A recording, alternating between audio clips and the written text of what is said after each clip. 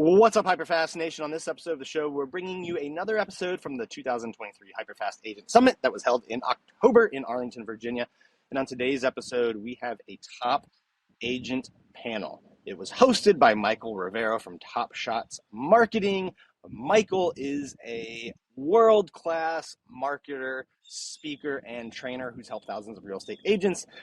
On the panel, he interviews three real estate team leaders. Each of these team leaders has sold hundreds of millions of dollars in volume. Jay Caputo, Jason Cheperdak, and Candyce Astroth. Welcome to the show. Let's go.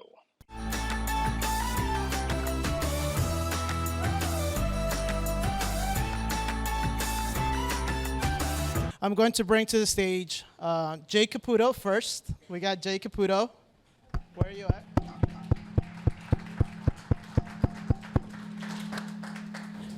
He's coming. Oh, sorry. And then we got Jason Cheperdak from Shepherd Homes. Woo. And last but not least, we got Candyce Astroth with Perfect Choice Real Estate.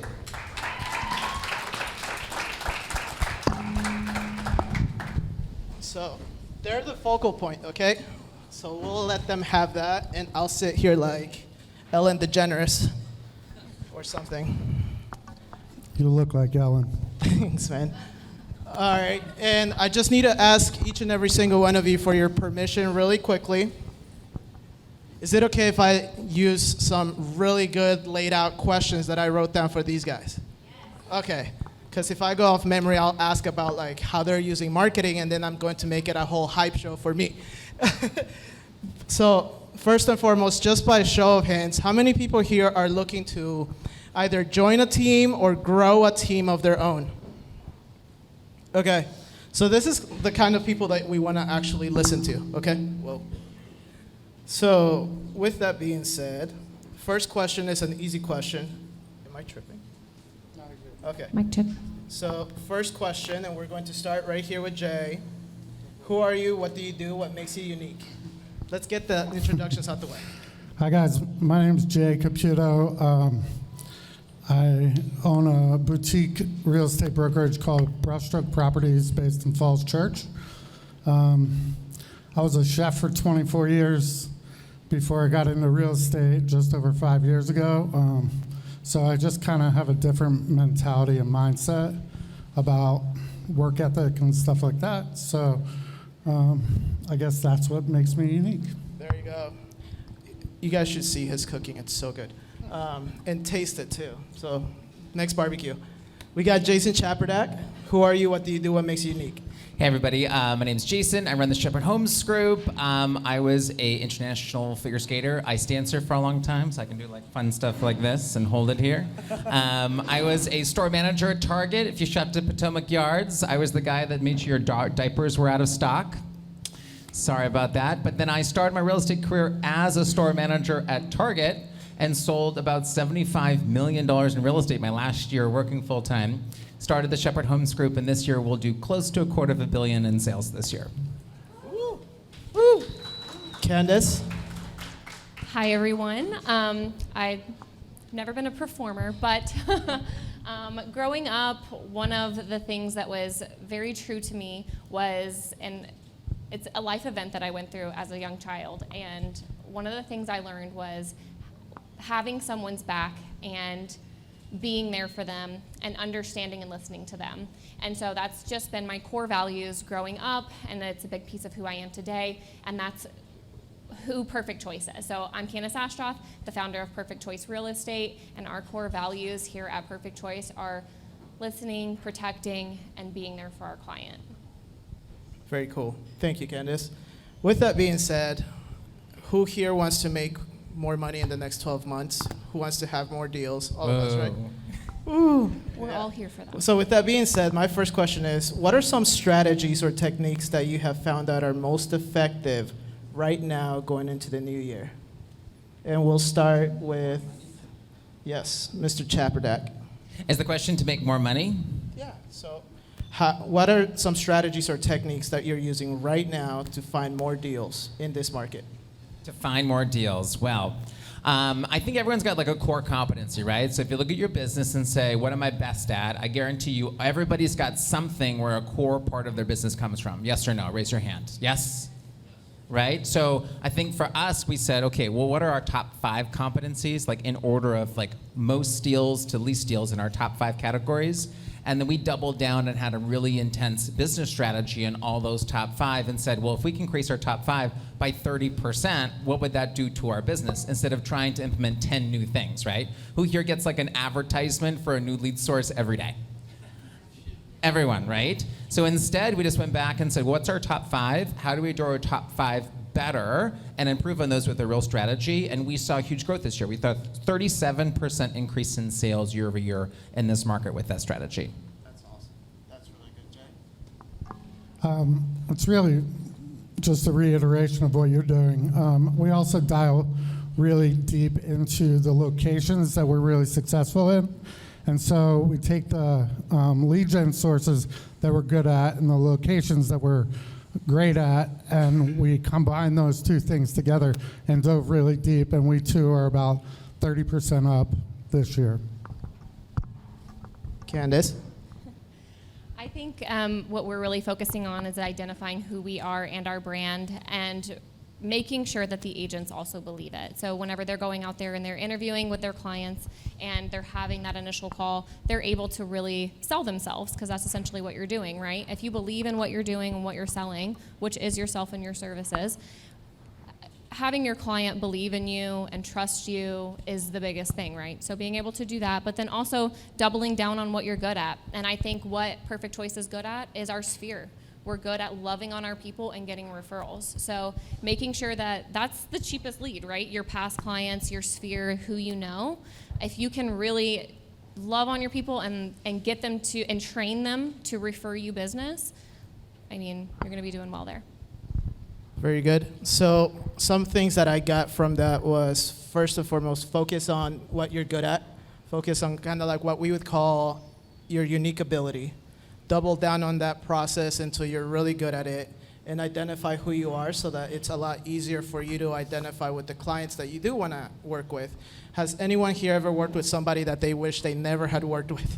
Right? So when you have an understanding of who you are, the type of clients that you want to attract, and most importantly, what that message is that you want your clients and customers to also, showcase and to value, then it gets easier to have conversations and actually be around the right tribe of people. So with that said, one more thing. Talking about the sphere, I think a lot of people say, oh, I love all my sphere, I love all my past clients and stuff like that. But we have systems that are really effective at doing that. And if you implement the systems, it will help you create more deals. If you're just like, oh, I should reach out to so-and-so, that's not good enough and that's not repeatable. And so you have to have a system and a manner in which you do it in order to create predictable income. that's really good. And it kind of leads into my next question, because the past 3 years, a lot of people got lucky and a lot of people got into the industry and they made money, and then came November of last year, we saw some differences across the market, unless you're these guys, right? And what we realized by looking from like the outside in is there's a key difference between an agent that comes into this business, in this industry as a W-9, as a contractor, and a person that actually comes in here to actually build a business. So can you tell us a little bit about your journeys from going maybe as a solo agent into like having that thought or idea of, no, actually being a solo agent's not it, I want to build a team, and what that journey was like for each of you. Candice?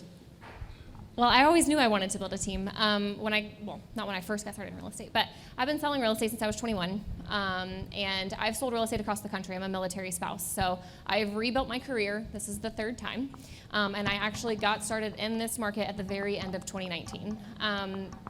Did not know COVID was happening or coming or on the horizon.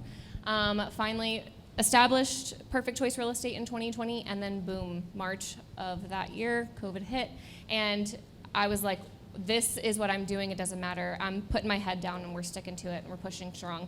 And so what should you be doing in the next 3 years? I mean, and with what we've been doing, I think it's just keeping your nose to the grind and making sure you're following up with your people and doing what you should be doing.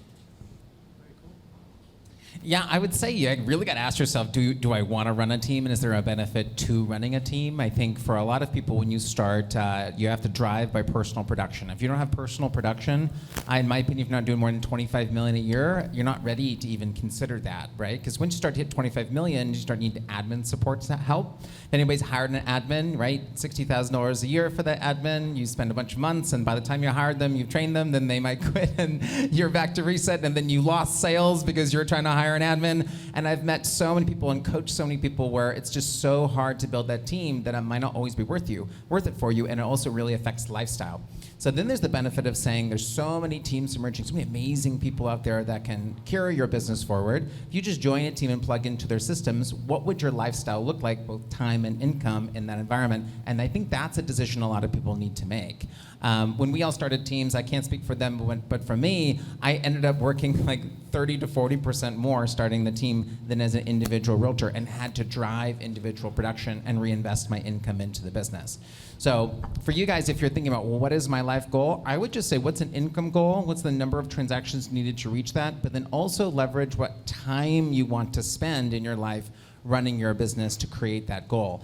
And if that is in line with building a team, then go for it. But if it's not, have a conversation with the team leader now and have the opportunity cost analysis of what it's like to join a team versus not, and then make a decision. That's what I would do. I just think it has to be incremental. I got really busy as a solo agent, and the team leads were like, start a team. I'm like, cool, that sounds great. And I didn't know what I was doing when I started the team. And so I actually, I got a couple agents, and we screwed it up, and we went back to the beginning and then built it the proper way. So make sure you know what steps you should be taking. Get busy as a solo agent, add an admin, and then start thinking about what other places you can add to leverage your money into more time for yourself. So whether it's a buyer's agent or a showing agent, anything like that. But you have to do it incrementally. If you think running a team is super cool and you're going to make commissions off of people, that's not really what it's about. It's about creating something that's sustainable, that everybody can feel proud about working in. They want to come to work each day, and everybody's part of something bigger than themselves. I think also it's what is your value proposition? Like, why would an agent want to join you and be on your team? What can you give? Because if you can't give them the proper training, resources, guidance, and all of those things, do not start a team. Very true. And I learned that lesson myself we started our business in 2019, going into 2022. At some point in time, it became really fancy to hire just a bunch of people because it feels good to have all these people on your team. And funny enough, that 20% of them did the work, 80% of them just sat around and collected a check, right? So it's really important to understand your value proposition. It's really important to just let this process compound in and of itself so that you can find the right people, the right tribe. And it's really important for me, I would say, what I've seen with each and every single one of your teams is getting people bought into the vision of what this looks like, not just in the next 12 months, but in the next 18 months, and even going as far as like the next 25 years, because then any hurdles really become a speed bump, right? So with that being said, over the past year, at least over the past 4 years, we've seen a massive change in the way that agents market themselves across every social media platform, both print, any sort of marketing, right?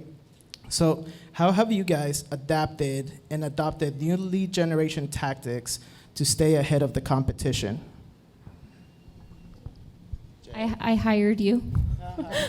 I too hired you. When I first got in the business, I was a chef trying to sell real estate, and I didn't know what the hell I was doing. And so I tried to figure out what I was good at and apply those techniques to real estate. And eventually I figured out that I was great at open houses. And I built my business off of open houses. Like, I was getting tons of clients and doing a ton of sales through that. But then COVID happened, and you couldn't do open houses, right? So I had to figure out how to replace that income without actually physically being in the house.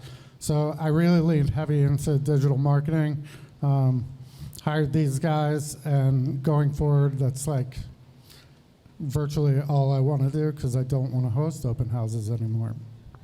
So really quickly before we move on, So with the open houses, a lot of people, like, if I were an agent today, the first thing I would do is just when I host open houses and make sure that I have a system in place to get people from the open house into my system. Can you tell us a story about the latest open house you had where you just magically ended up with, like, what was it, like 3 checks?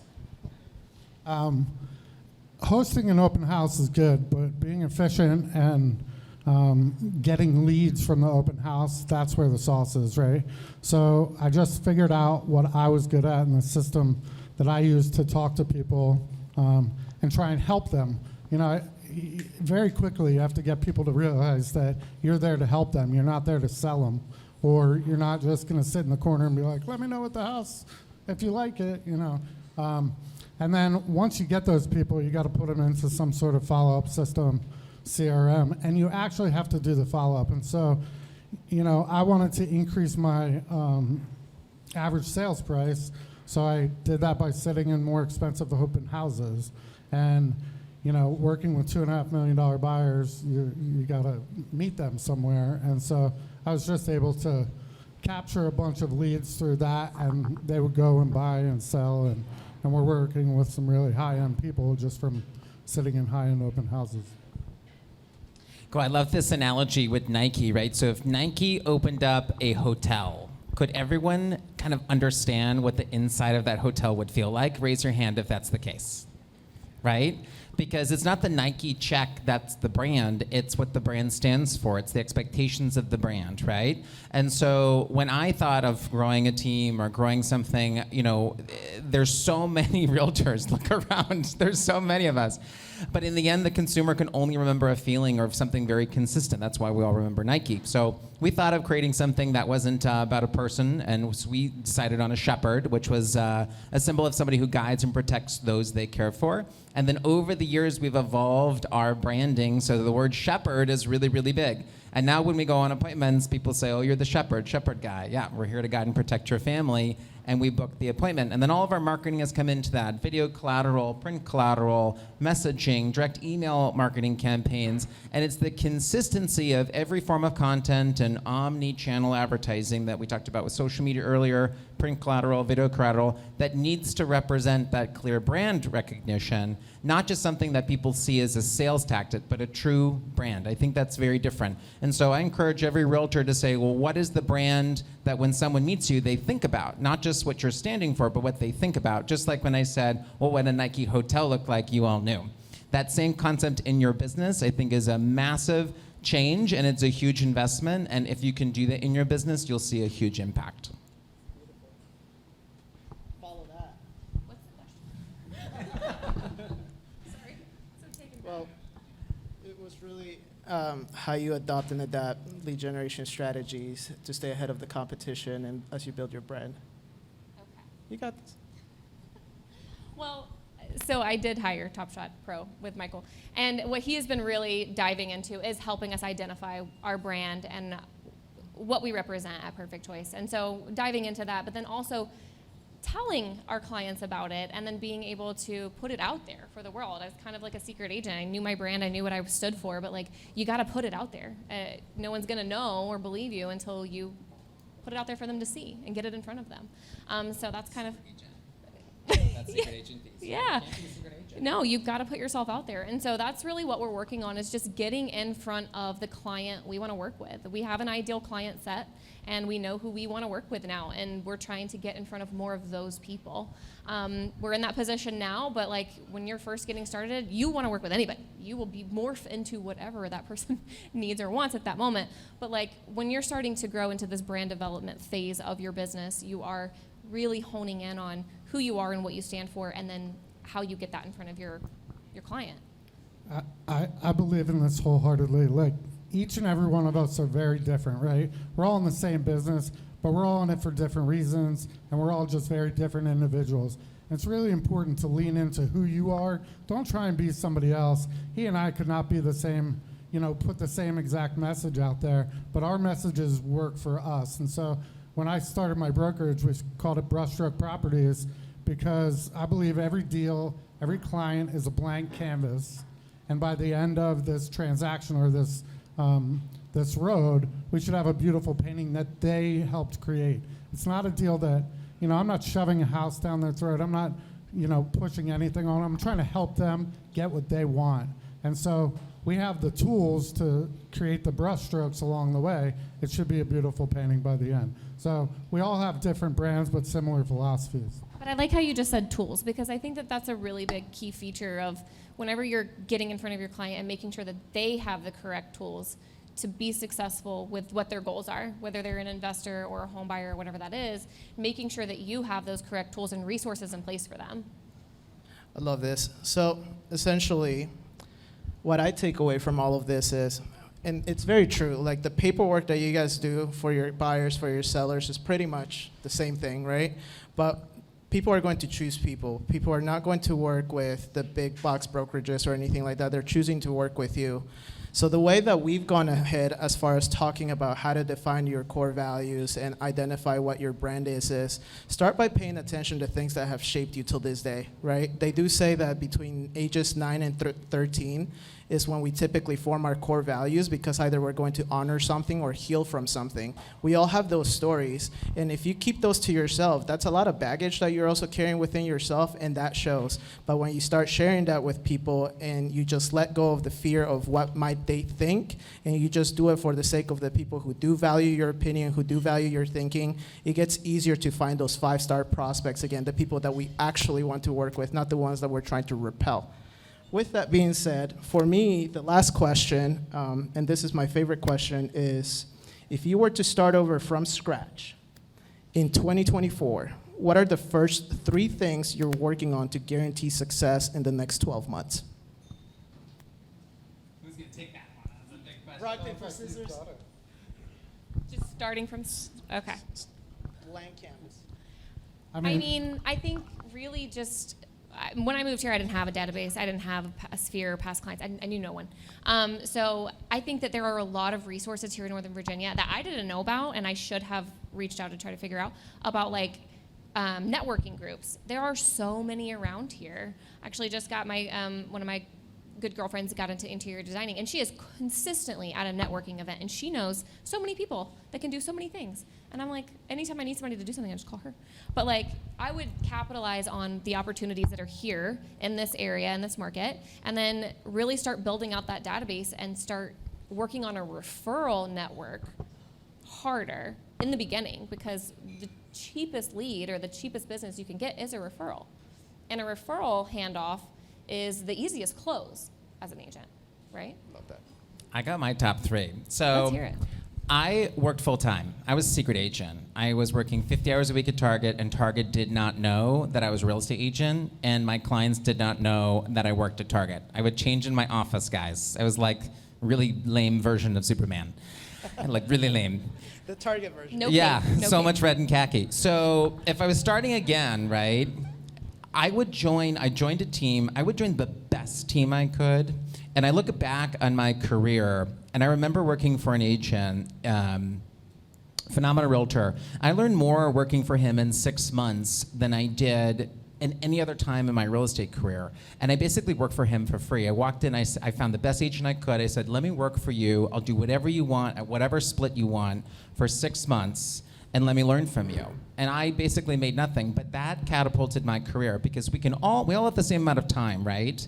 And we can all take that time and use it differently. Now, if you joined the #1 agent in your marketplace and spent a year with them, who here thinks you'd be more successful or less successful? More. That's a cheat question. Everyone has to raise their hand. So it all goes up, right? You're going to learn more.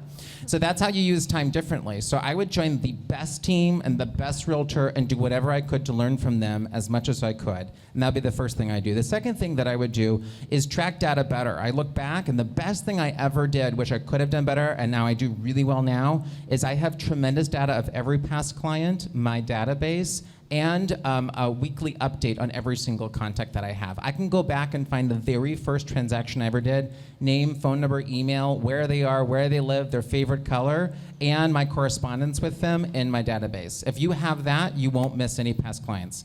I've sold around 700 homes personally in the last 7 to almost 8 years of real estate. 4 of my clients have sold without me that I didn't know about, and 11 have sold without me because of a friend or family. Everyone else has sold or bought with me.